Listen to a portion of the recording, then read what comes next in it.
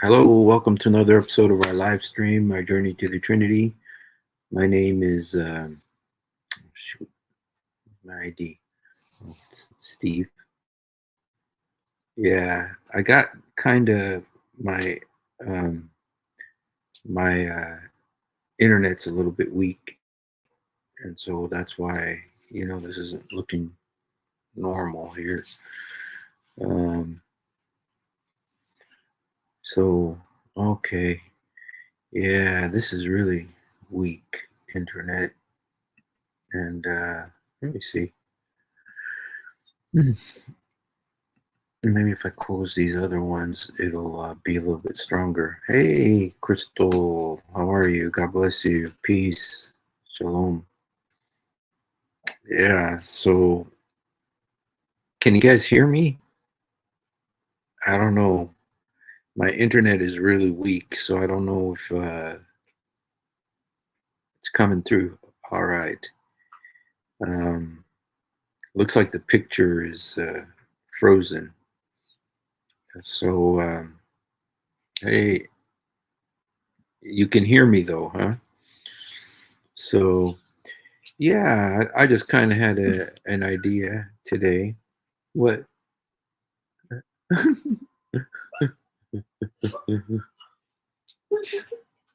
Faceless.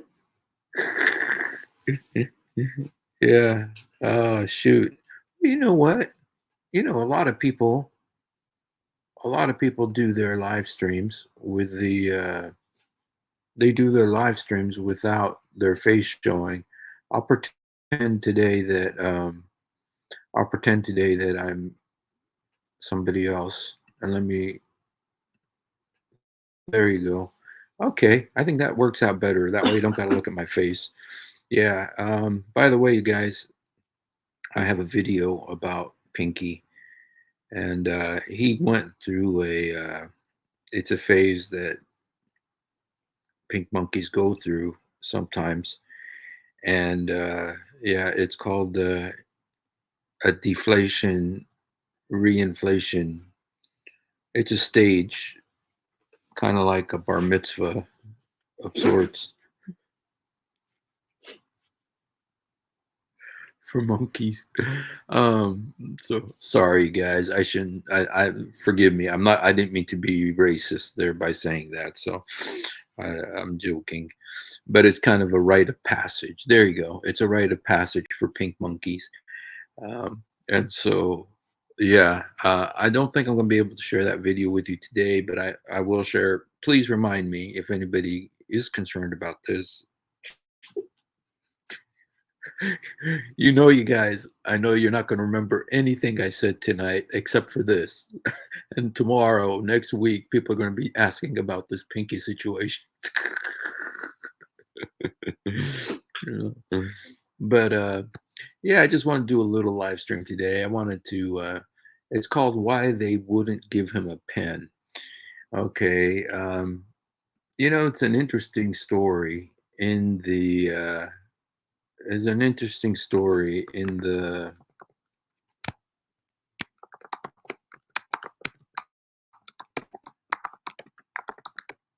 um,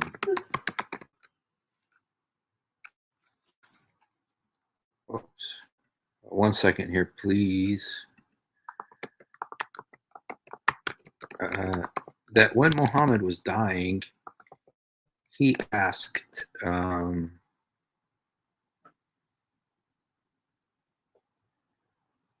let me see if I can find the hadith actually.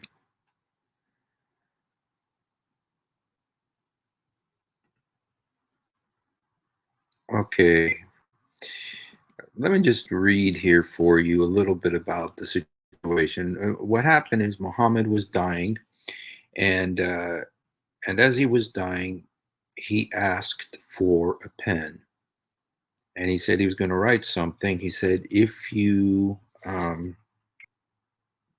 follow it, you will never go astray. And what's interesting is that they wouldn't give him a pen, and it makes you think. Doesn't it kind of sound like something is out of whack there? I mean, this is supposedly the prophet of Allah, and um um excuse me here. I just something went wacko there. Okay. Um let's just look at um what let me see. I'm gonna have to wear my wife's glasses. Okay. Okay. Those who were with him to bring writing materials to the prophet during his illness. Okay. The question is, one of my Shiite friends says that Umar bin Khattab and Abu Bakr as-Siddiq disobeyed Muhammad when he was on his deathbed. The prophet said, asked the Sahaba to bring a piece of paper and a pen, but they both refused to bring them. According to the Shia, say the Sahaba went astray after the death of Muhammad and the prophet, and who said that he left instructions that Ali would. Oh, they have proven that. Okay, so this is the Shia view: is that that when Muhammad was dying, he was asking for paper and pen because uh, he wanted to say that he wanted Ali to be the caliph. Um, and so that's the Shiite view, the Shiite view. Um, some of them, this is in Sahih Muslim, Sahih al-Bukhari. It says, it was narrated by Ibn Abbas, okay, there were men in the house among whom was Umar bin Khattab, and Muhammad said, come, let me write you a document, after which you will not go astray. Umar said, the messenger of Allah, peace be upon him, is overcome with pain, and you have the Quran, the book of Allah, sufficient for us.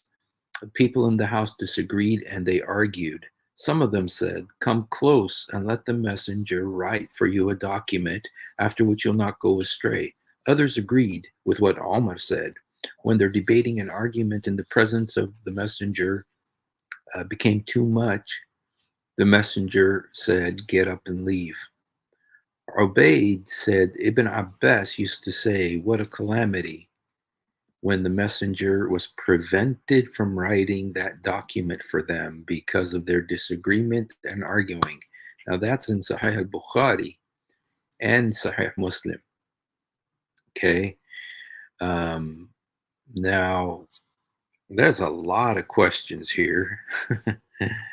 A lot of questions. Um, and it looks really bad. It looks really bad for Omar, especially for Omar, but it looks really bad for Abu Bakr too. Like, isn't Muhammad uh, supposed to be the messenger of Allah, whose words are? I mean, uh, there's some who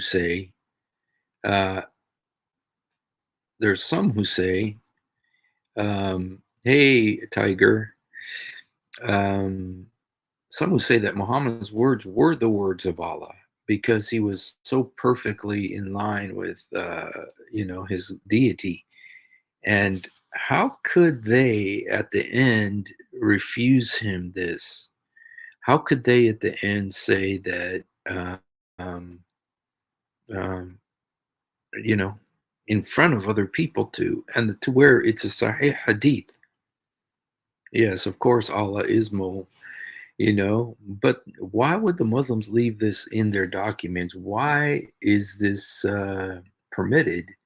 Is it like the Shia say that this is because Muhammad wanted Ali to be the next caliph, to be the caliph?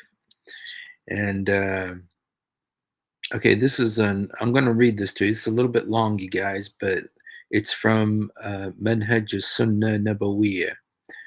Okay. It says, Muhammad instructed his companions who were present during with him to bring a paper and pen so that he could dictate to them something that had nothing to do with a new revelation that he had not yet conveyed to the people, or with any shari'i instruction that the people needed that had to do with their religion. Then he decided not to tell him about the matter because of what happened. The evidence for that is as follows. This incident happened on a Thursday when Muhammad died on a Monday, 4 days later. He could have asked others to write that document, but because he did not do that, we know that it was not a revelation that he could have concealed. Okay, Allah be exalted, conveyed to him, revealed, and Allah, okay, reminded the Ummah of the blessing he had bestowed with the religion and his favor. The idea that Muhammad did not write a part of the religion that all the Ummah need is tantamount to accusing Muhammad of not conveying the message, and it constitutes disbelief in what the Lord said about his religion being perfected and his blessing being completed upon his slaves. This is Sheikh Ibn Taymiyyah. But that's exactly what happened, though. That's exactly what happened. What he's saying is exactly what happened. You know that he did not write this, but he didn't write it because he didn't want to. He didn't write it because um, Omar would not allow him to get the paper. And if supposedly, he's illiterate, then how could he write it? If it's supposedly illiterate, how could he write it? And the only solution is that he's not illiterate. He's ummi, which does not mean illiterate. Okay, Sheikh al-Islam Ibn Taymiyyah. The writing of this document is not something Allah enjoined upon him to write or convey at the time. If it had been the case, he would have written, would not have failed to do what Allah instructed him to do. Okay, that's the Sunnah Nabawiyah. Okay, but that's what happened. That's exactly what happened. He did not write it. And he didn't write it because Omar did not give the paper. Because Omar said he's all senile and has dementia and whatever. That's what Omar was saying. So, okay. And it says it's not permissible to abandon writing the document because of the doubts that some had about its importance.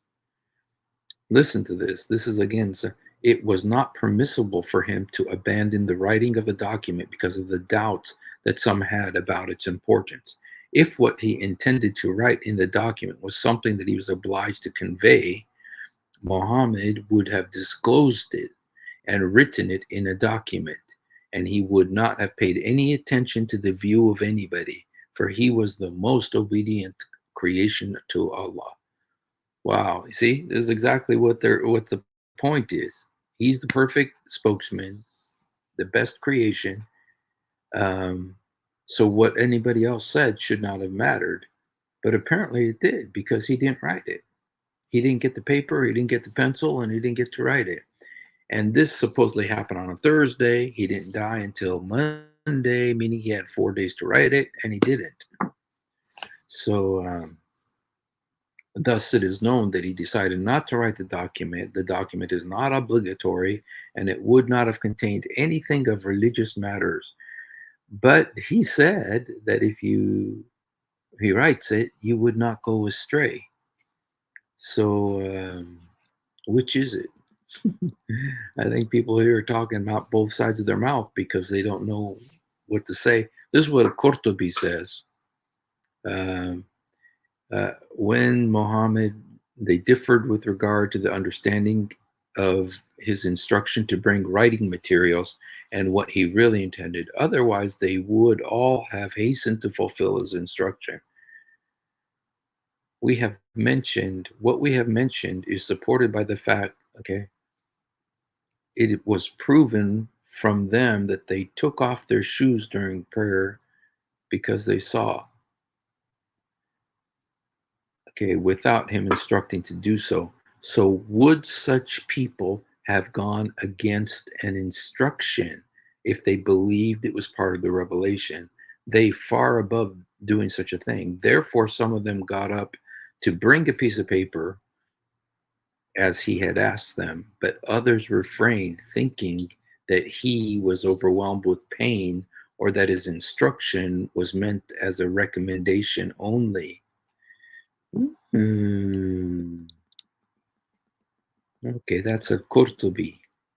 Now this is Al-Mafahim Lamma, okay, Al-Hajar Al-Asqalani. Okay, this is a very big respected scholar. With regard to the words, come let me write you a document after which you will not go astray, this is a command and a request that was addressed to everyone present. Hence, it was the duty of everyone to hasten to obey the command, especially when it was followed with the words, after which you will not go astray. But Omar and others thought this command was not by way of obligation, rather, it was by way of recommendation. Moreover, the Book of Allah says everything a Muslim needs, okay, with everything, okay. Um, Omar did not want him to have to do something that may be very difficult for him in that situation. Omar did not want him to have to do something that may be very difficult for him in that situation. Therefore, they decided it was more appropriate for him not to write anything. So it's okay. So, in other words, everything that was said previously doesn't count. But the other group wanted him to write, following the apparent meaning of the command and out of eagerness for more clarification to remove ambiguity. Would that happen? But it was what Allah decreed, that whatever He wills happens. But there should be no blame or criticism of the first group, because the Prophet did not rebuke them or tell them off. Rather, he said to them, let me be, for I am fine. Okay.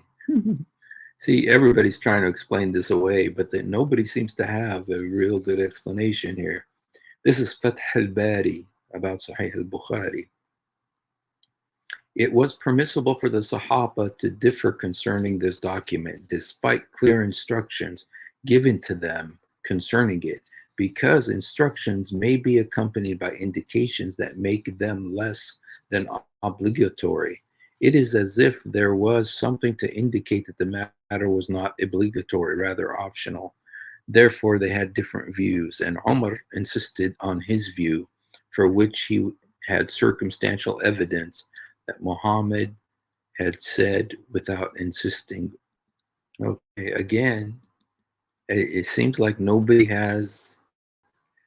I think this is a real issue of contradiction, and the Prophet's decision to write a document was either based on revelation that came when then was abrogated, or it was something he thought would serve some interest. Then he changed his mind. This is a Nawawi. Wow. And Nawawi is a very highly regarded. Okay. Sharah, Sharah Muslim. Okay, this is a exposition of Sahih Muslim. The Prophet thought about writing the document when he thought that it would serve some interest, or it may be that he received some revelation concerning it. Then it appeared that best interest would be served by refraining from writing it. So this is all right. Let me see if there's anyone else here that I'd care. There's more stuff by Nawawi. Um, Nawawi Sharh Muslim, Fath al-Bari, Nawawi Sharh Muslim. Okay. Al-Qadi Ayyad, Taymiyyah, Nabawiyah. Wow, there's a lot of different opinions about this. And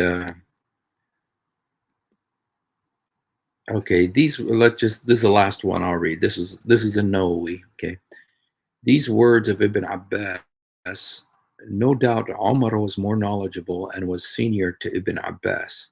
Some of the scholars are of the view that the fact that the document was not written and the Prophet did not object to what Umar said suggests that the Prophet adopted Umar's opinion and thought that was the correct thing to do.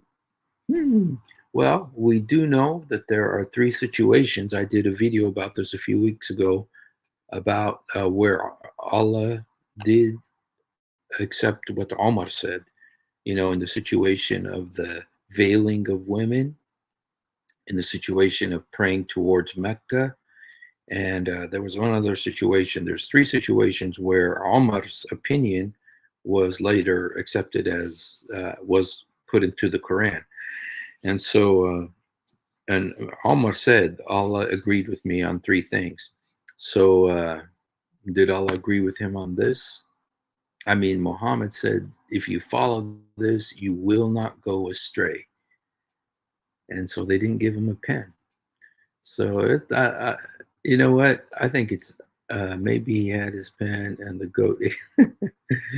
Well, the goat did eat what was already written, but we know specifically what the goat ate. The goat was, and by the way, there's some issues whether it was a goat or a tame sheep, but we know what the goat ate. The goat ate the stoning verses and the adult breastfeeding verses that were under Aisha's pillow or under her bed, and so we know what the goat ate. You know, uh, but this one it's a different kind of. I guess this is okay, guys. I think I got what this is. This is preemptive abrogation. This is you abrogate it before it's written. And so it was, maybe I should call this preemptive abrogation. Dude, I came up with that phrase. I bet you someone's going to take it and make $1 million with it. But anyway, preemptive abrogation, which is you abrogate it before it's written. So now, there's three kinds of abrogation. There's where you abrogate it, which is the judgment or the verdict continues, but the verse is gone. That's one kind of abrogation. That's like the breastfeeding. I mean, the stoning of adulterers. They still do stoning of adulterers, even though it's not in the Quran, because it wasn't in the Quran. And so the judgment still applies, but the verse is gone. Then there's places where the verse is still present, but the judgment no longer applies. For instance, the abrogated verses like you have your religion, I have mine. The Christians and Jews are going to be in heaven. Those verses have been replaced by the verse of the sword. So those have been abrogated, but they're still present in the Quran, but they just don't apply anymore. And there's many of those verses. And then there's, what was the other one? Okay, verses that are not in the Quran and the verdict doesn't apply, but we know they were in the Quran. The verse is gone and the judgment is gone, but we know that it was in the Quran, and we know that it was in the Quran based on the Hadith. So those are the three kinds. But I just came up with another kind, which is the preemptive abrogation, which is this, what happened here, which is the verse never got to be written because Omar said no. So, okay. All right. Well, you guys, I'm not going to be on for very long today. My internet is not that good. But I did want to talk about one other subject really quickly, and that is about talking things in the Quran and in Islam. There are many things that talk in Islam that don't talk usually. One of them is the donkey, Muhammad's donkey, Ja'fur. Muhammad had a donkey named Ja'fur, And there's a hadith where Muhammad talks to the donkey, and the donkey, he asks the donkey, "Do you think about women?" And the donkey was ashamed to reply, but he replied, but essentially said, "No, I'm not a quite like you." And so there's talking donkeys. We have the verses in the Quran about talking ants, where ants talked, and they talked with Solomon, and Solomon understood what they said. Uh, we also have verses, and this is the one that was kind of strange for me, where rocks talk. And this is from the Hadith. Okay, there's a Hadith that says that the black rock in Mecca is going to testify on Judgment Day to speak on behalf of Muslims. Uh, uh, it's going to have a tongue, it's going to have eyes, and it's actually going to speak. So that rocks talk. And then there's the Hadith that says that trees talk, because it says that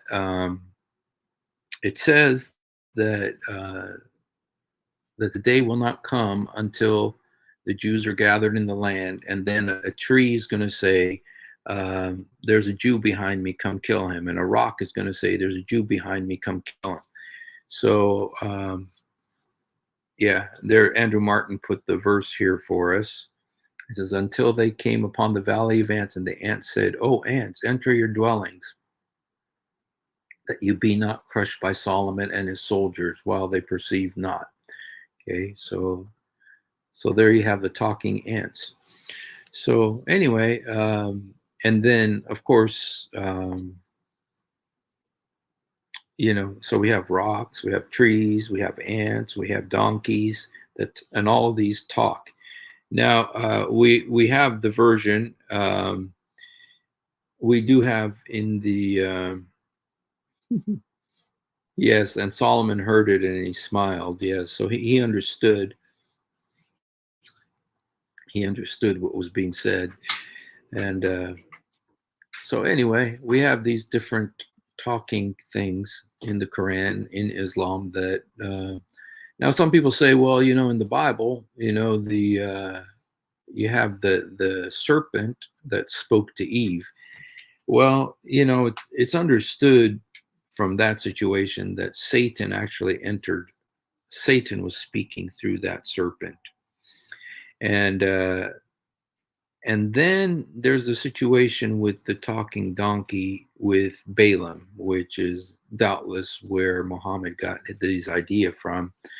But it specifically says that the Lord opened his mouth to talk. So that was actually a miraculous thing that happened. Whereas with the ants and with the rocks and with the trees and with the donkey in Islam, they don't seem to be a miraculous thing, but actually something. And yes, here Andrew Martin is also saying that David said, "Oh, people, we have been taught the language of birds." Solomon inherited David said, so birds also talk. So anyway, I was just thinking about that today, about the different talking things in Islam. So anyway, guys, I just wanted to kind of come on and just say hi. Hope you guys are having a good night, and hopefully tomorrow or in the next couple of days, we'll have stronger internet, be able to do a full uh, live stream. The mountains also sing psalms. Is that the mountains and the hills will clap their hands? You're right there, but it's clear there that that's kind of in a and the trees clap their hands. That's in a metaphoric sense. When it talks about that in the Bible. But with the donkey and the ants and the trees, they say that they actually do talk. The trees and the rocks actually do talk. And so, and we subjected them out. And this is a bunch of trees and a bunch of, because every tree and every rock is supposedly going to speak and say, "There's a Jew behind me, come kill him."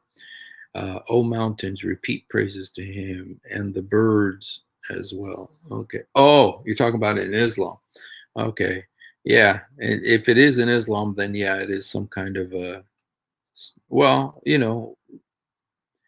mountains are made of rocks, and so the rocks talk. So why shouldn't a mountain talk? I talk to the trees, but they don't listen. Yes. Yeah. So anyway, I just was thinking about that today, thinking about the different things in Islam that talk. Let me see if there's anything else real quick. I don't know if there's talking monkeys. Let me see.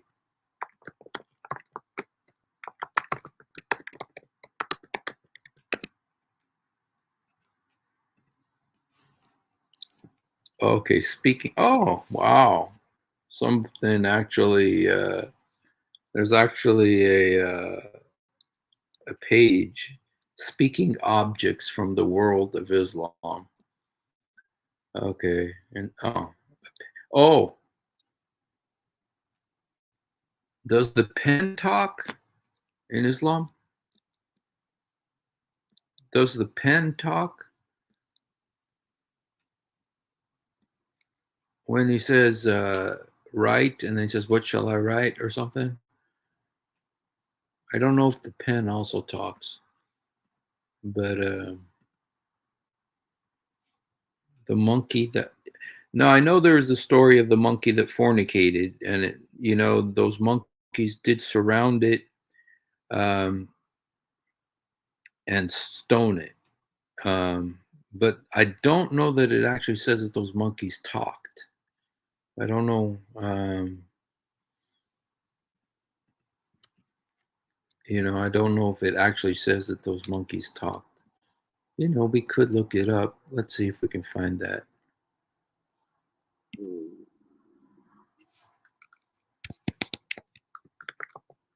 Let me see. Look up monkey hadiths. There's lots of monkey hadiths. Okay. During the pre-Islamic period. Okay, so this was a period of ignorance. I saw a she monkey surrounded by a number of monkeys. They were all stoning it because it had committed illegal sexual intercourse. I too stoned it along with them. This is a Sahih Hadith, but narrated by Amir bin. This is Sahih Hadith. So, but doesn't actually talk about the monkeys talking. Okay, deceitful.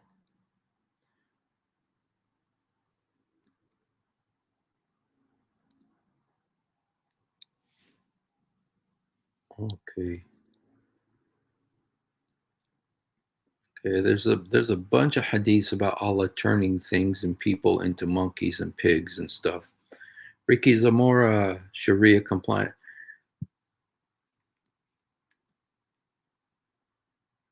Sharia law compliant monkeys. Well, Ricky, I don't mean to differ with you, Ricky Zamora. Ricky Zamora says Sharia law compliant monkeys, but you know, I don't want to make a big issue of it. But you know, the hadith does say that this was in pre-Islamic, so they could not have been Sharia compliant because they didn't have Sharia law yet because this was in during the Jahiliyyah. So, but they did stone fornicators back then, and so you know, who was the messenger to the monkeys? Well, you guys are doing something now that forces me to do this. And um,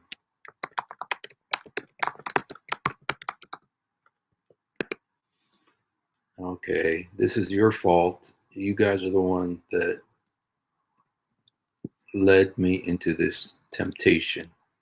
So, because of that, you have to endure this with me. I hope that I can do it. I don't even know if I'll be able to do it. Okay. Oh, wait a second. When I was a kid, this is one of my favorite shows.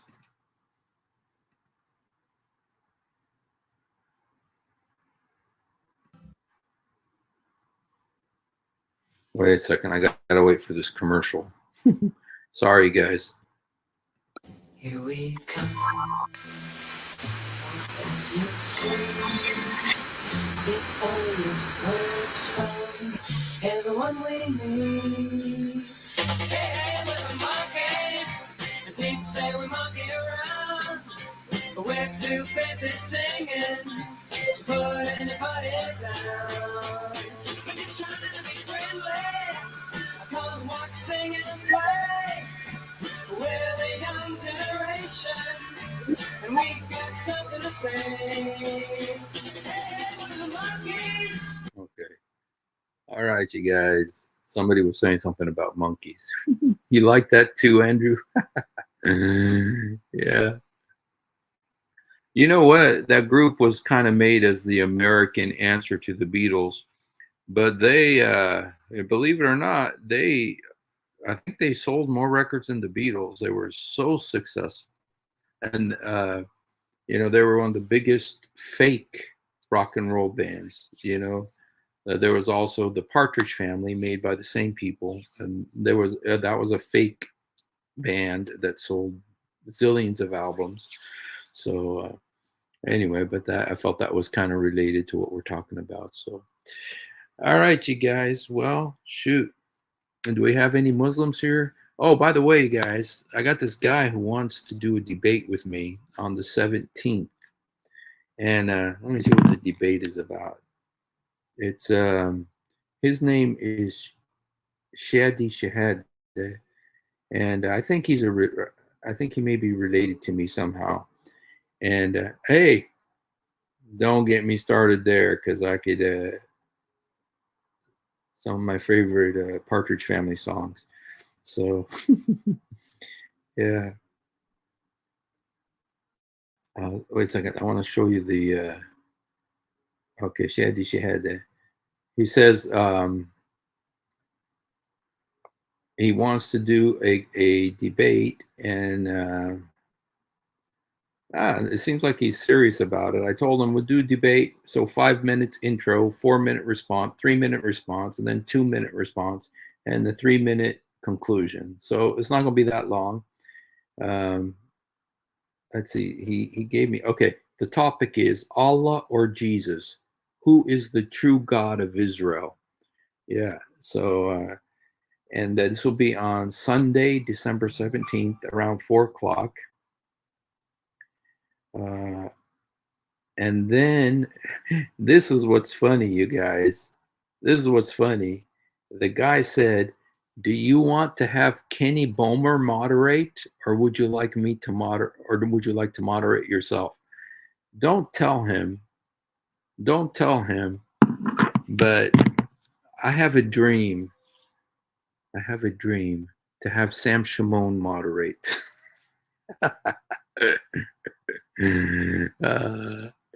I don't know. I've never seen Sam Shimon moderate a debate, and so yeah, I don't know. It might be fun to have Kenny Bomer come and moderate this debate. Yeah. I wonder if we could have a dual moderation, have Kenny Bomer, and Sam Shimon. What's interesting is I don't know if this guy could actually get Kenny Bomer to come and moderate it. It would, you know what, people would watch it just for comic relief, if Kenny Bomer came. So that would be really funny. Oh, really? Really? Oh, God Logic is awesome, man. It'd be great to have him. He would really, yeah. That would be great to have him. Yeah. I don't know. For some reason, I thought, you know what? Because you know, everybody knows Sam Shimon, and everybody, they would come for that, just for the moderator. So, and of course, everybody knows God Logic too. So, and Kenny Bomer, he's become very famous because of his horrendous videos and stuff. So, too unpredictable with Kenny. If he mods into, you know what though, there I kind of wonder if that wouldn't be good. John Scott has an interesting theory, you guys. He says, too unpredictable with Kenny. If he mods a debate, it'll be a disaster. But I'm almost wondering if that could be good. You know what? I almost wondering if that'll be good, you know? Saw him recently, very. So, yeah. Yeah, God Logic is definitely very even-handed and professional, you know? I don't know. Yeah. Well, we'll see, guys. We still got a few days. Oh, Nader Ahmed. You know what, you guys? There was a debate with. You think about Nader Ahmed. No matter what you do, all he does is attack the Bible. Yeah, all he does is attack the Bible. He'll never, he starts out talking about Islam and immediately turns it into an attack on the Bible and that. Kenny is an obese kid. What's an obese? Oh, obese kid. Oh, okay. I'm kidding. I knew what that's it. I don't think Nader has ever wanted. You know what? I don't think Nader knows what a debate is. And to be honest, my personal opinion, he doesn't believe. Is my opinion. Okay, I better shut up. Nader and Kenny belong to the same camp. What they said in the Monkees documentary was that it wasn't normal garage band that started out as a group of friends, but that producers of the series headhunted these dudes. Oh, okay. Well, you know what? They did Davy Jones as a Paul McCartney, it's kind of like they did that, but it was still all fake, but they weren't a real band. But I think they actually did perform a lot together, even though the music in the show wasn't really them singing or playing. So it was, you know what, Marion, I think what you have to really say is they didn't sing and they didn't play, but it was made to appear so. Yeah. Marion. And that's the same situation with the Partridge Family, but they sold more records, and both of them supposedly sold more records than the Beatles for a short period of time. John Scott. But yeah, right. Yeah, they're running away from you because of a waste of time. Documentary I watch, that is. I don't. Well, you know, when Davy Jones died, they did a lot of stuff.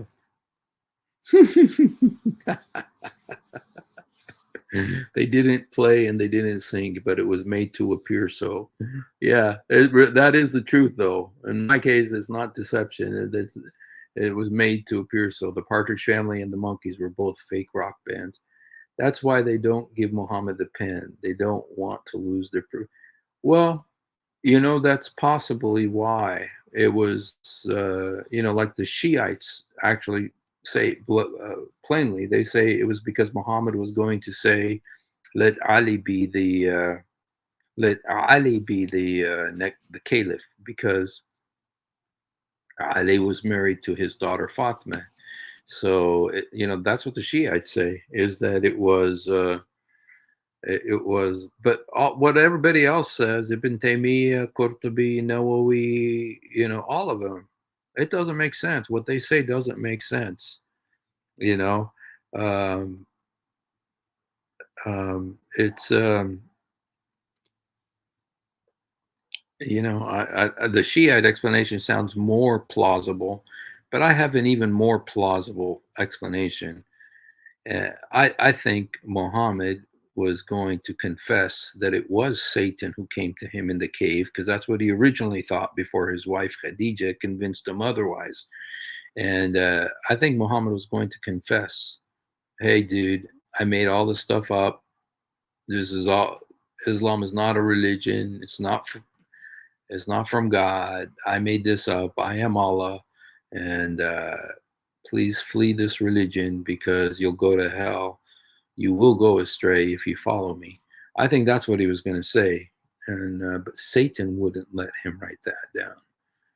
So, if so, yeah, it's pop. You know what? They did perform together, so they were musicians. You know, they were musicians, but it was still just a TV band. But then, because it was so successful, I think they went out and they actually did start performing. So you're right, there was something real, but it was originally intended as a. At least that's what I understood. You know, so yeah, the real. Oh, really? Player Faint? No, you're not a Muslim, are you, Player Faint? If you're a Muslim, you need to come on right now. I'm writing, believing. That's right. I read that indeed. Do you want to come on, Player Faint? Are you a Muslim, Player Faint? I think we've asked you this before. You said no. Have different excuses considering the majority believe Muhammad. Well, you see, that's the other issue, John Scott. And that's, and I've done videos about that, is that the so-called belief that Muhammad uh, was illiterate. How could, if he's illiterate, why does he want a pencil and paper? Oh, and another thing too, he also signed the Treaty of Hudaybiyah or something like that. And if he did that, how could he do that if he's illiterate? If he doesn't know how to read or write? So I think both of those are, yeah, that is an interesting issue that comes up with this hadith. Like so many contradictions in the hadith and in the Quran. So, yeah. I don't doubt that the devil can appear visible. Yes. To the demonized, yes. So some say he was losing his mind, like he forgot he couldn't. Oh, well, you know what? There's so many different versions of that hadith that, and one of them, I mean, they're making it really sound nice. He's in so much pain, but what one time Umar bin Khattab just said, no, he's all dementia and senile, so don't give him the pen. So some say he was losing his mind. Yeah, that's what, there's one of the versions of that hadith where Omar says that.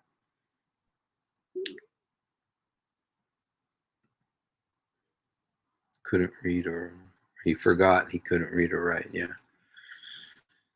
And there was one version, I don't know if you guys saw, but one of the ones I showed you, it says that he called for somebody with a paper and pen. So they try to. Yes, yeah, John Scott. That's what's interesting. I just read some of them for you. You know what, and I find them very interesting. I find it interesting that they've come up with all these different excuses. But my favorite one is the Shiite. The Shiite one was probably the most plausible, which is that Muhammad wanted his son-in-law to be the caliph, not Omar, the father of his father-in-law, or Omar, his father-in-law. And so that's why Omar said, "No way, man. Stick with Abu Bakr, because Abu Bakr will be dead in a few months, and then I'll be the caliph." And so he didn't want Ali, young Ali, because then he'd be caliph and Omar would have been out of a job. Okay. Yeah. So, well, you guys, if there's no Muslims who want to come on. Oh, sorry, you guys. I'm falling asleep here. All that matters is Allah is one and there is only one God, okay? Mm-hmm. John Scott, I don't think that you know what? Oh, I think this will be worth watching. Let me see if I can get this video. I thought this was very interesting. This was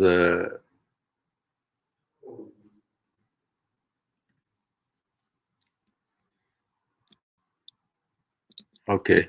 I thought this was very interesting, you guys.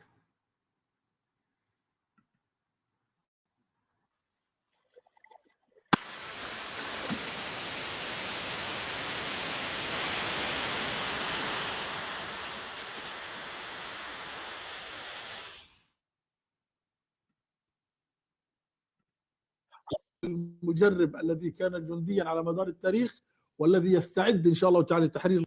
Okay, he's talking about Hamas. This is a Hamas leader. Okay, this is people that have been persecuted.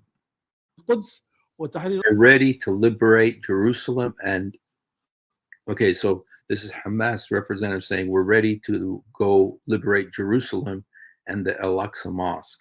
الأقصى والذي يستعد إن شاء الله تعالى. I'm saying this loud and clear. نقولها بملء الفم. We say it with the full mouth. It's ملء الثم means the full mouth. يستعد The لاحتضان Palestinians are preparing to establish a caliphate. Yeah, boy, yeah. Palestinians are ready to establish a caliphate الخلافة بعاصمتها with the capital in Jerusalem. القدس إن شاء الله تعالى. ولن تكون القدس Jerusalem will not only be the capital city of Palestine as an independent, عاصمة لفلسطين فقط كدولة مستقلة وإنما it'll be ستكون the capital city of the Islamic Caliphate. عاصمة للخلافة الإسلامية. لذلك This مطلوب requires the following. سريعا أولا Palestinians must unite under the banner. Okay, now this is what got my attention the first time I watched this, because there's a lot of Christian Palestinians. And this says, first, the Palestinian must unite under the banner, there is no God but Allah. How many Christians are going to agree to that? أن يتوحد الشعب الفلسطيني تحت راية لا إله إلا الله. لا يجوز The pathetic president, Mahmoud أن يقوم الرئيس التعيس عباس must not بالانفراد have a monopoly over part of the Palestinian people بجزء من الشعب الفلسطيني وينفرد بل يمسك السلاح في and have الضفة a hold on the weapons of the West, الغربية ولا زالت 70 where 70,000 AK-47s are pointed at our Palestinian people. ألف قطعة كلاشن مسلطة على رقاب وصدور أبناء شعبنا الفلسطيني. يجب أن ننتفض كشعب Palestinians must rise up فلسطيني وأن نتخلص and get rid of these elements of treachery and collaboration. من هذه أسباب الخيانة والهمالة والعمالة. لمن؟ لليهود. With the Jews and the Christians who are killing your people. You see, guys, this is Hamas talking. This guy doesn't just say the Jews are killing, he says the Jews and Christians who are killing your people. This guy doesn't, I don't think he considers Palestinian Christians Palestinians, because they all have to unite under the banner. والنصارى لمن يقتلون أبناء شعبكم لا يجوز. يجب أن We must be allowed, we must ننتفض ويجب أن يكون هناك وحدة Palestinian unity is required quickly under the banner of Islam. فلسطينية مطلوبة سريعا. لا يجوز كفلسطين We Palestinians must not ask, where are the millions of Arabs and Muslims? نقول وين الملايين من العرب وين الملايين من المسلمين ونحن كفلسطين While لا some Palestinians are still taking orders from that traitor Abbas. زال هناك جزء لا زال يأتمر بأمر هذا الخائن عباس. ولذلك نحن نقول Therefore, I'm saying loud and clear, Abbas the traitor must side with his people. فينا عباس الخائن يجب أن ينحاز إلى He must relinquish his control of the PA security forces. يجب أن يرفع أمره وعصيه على أبناء الأجهزة الأمنية. وأنتم يا أبناء الأجهزة As for الأمنية the members of the PA security, what are you waiting for? ماذا تقولون؟ ماذا تنتظرون؟ كل هذا يا أخي ليس I'm لا not even talking in terms of being Muslims, but in terms of being noble. نقول إسلاما ولا شهامة. ألا يوجد عندكم شهامة؟ ألا يوجد Are you not noble? Are you not real men? عندكم رجولة؟ ثانيا الوحدة العربية. وين الملايين من العرب؟ وينهم؟ Where are the millions of Arabs? أين هم؟ أين هم؟ ألا يوجد شهامة؟ ألا You're يوجد not نجد؟ noble? Where's your support? كيف يا أهل What about you الأردن؟ people of Jordan? 4 million of you are Palestinians. يا أهل الأردن يا شعب الأردن أصولكم فلسطين حوالي You 4 have 4 million people with, مليون. طول الحدود بينكم وبين there's a 400-kilometer long border with Israel. الضفة الغربية 400 كيلو. أين Where are you? Why are you still fettered with chains أنتم؟ of humiliation, shame, and disgrace? لماذا لا زلتم تتقيدون؟ So anyway, I just saw that today. I said, oh, you know what I'm interested is what Christian Palestinians would say to that. Hey, you know what they're up to. October 7th happened for a reason. Hamas knew the response would be, why did they do it? Something doesn't add up. Yeah, well, you know what's interesting is that this guy is saying, where are all the Arabs? Where are all the Muslims? Well, Iran, everybody was saying that, yes, Iran, they thought was pulling the puppet strings.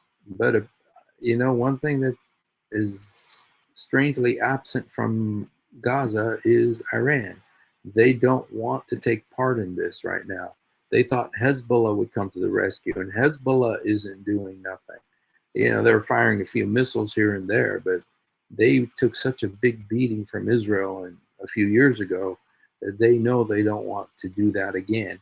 And Hezbollah has another problem. They are part of the government of Lebanon now. So if they do something, all of Lebanon is game. And so because it's not just, you know, this little enclave of Hezbollah in the south now, they are part of the government, meaning that all of Lebanon is in danger when Hezbollah, a part of the Lebanese government, does something like this. So I think Hezbollah has learned its lesson, and they're not coming to the rescue. And Iran is not coming to the rescue, which I don't know. It makes me think, did Hamas do this by themselves? Did they do this by themselves without anybody else, pulling the puppet strings? I don't know. But judging by what this guy is saying, it sounds like it. So, all right, you guys. Well, I think that we've been on for almost an hour now. If you haven't done it, please do it now. Jesus, help me. Jesus, forgive me. Jesus, come into my heart. Jesus, help me. Jesus, forgive me. Jesus, come into my heart. Yasur sa'idni. Yasur samahni. Yasur udkhul albi. He loves you. We love you. Thanks for hanging out with us for a little bit. And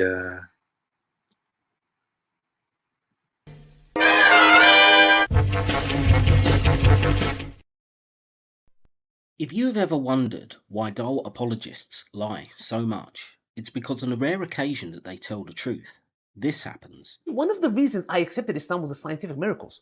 I'll be honest with you. And now we know that this whole scientific miracles was absolute nonsense. You're going to have to repeat that. That the standard narrative has holes in it. That's what I'm